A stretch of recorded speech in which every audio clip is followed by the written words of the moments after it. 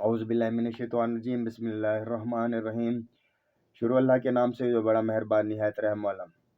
दोस्तों और भाइयों, अस्सलामु अलैकुम व रहमतुल्लाहि व बरकातहू। दोस्तों और भाइयों, थोड़ा सा आपका वक्त लेंगे, थोड़ा सा 1 मिनट सिर्फ।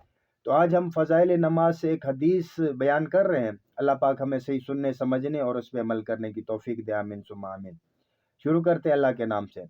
हज़रत अबू हुरैरा रज़ी अल्लाह ताला अन्हा नबी अकरम सल्लल्लाहु अलैहि वसल्लम से नकल करते हैं कि आपने एक मर्तबा इरशाद फरमाया, बताओ अगर किसी शख्स के दरवाजे पर एक नहर जारी हो जिसमें वो 5 मर्तबा रोज़ाना गुस्ल करता हो, क्या उसके बदन पर कुछ मैल बाकी रहेगा? सहाबा रज़ी अल्लाह ताला अन्हा ने अर्ज़ किया कि कुछ भी बाकी नहीं रहेगा। हजूर अक़दस सल्लल्लाहु अलैहि वसल्लम ने फरमाया कि यही हाल 5 नमाज़ों का है कि अल्लाह जल्ले शानो उनकी वजह से गुनाहों को ज़ाइल कर देते हैं।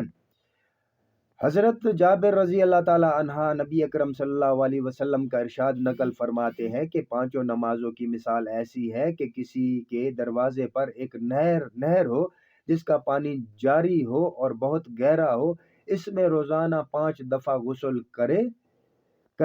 फ़ायदा, जारी पानी गंदगी वगैरह से पाक होता है और पानी जितना भी गहरा होगा इतना ही साफ और शफाफ होगा।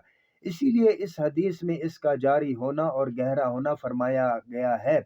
और जितना साफ पानी से आदमी गुस्ल करेगा इतने ही सफाई बदन पर आएगी। इसी तरह नमाजों की वजह से अगर आदाब की रियायत रखते हुए पढ़ी जाए तो गुनाहों से सफाई हासिल होती है।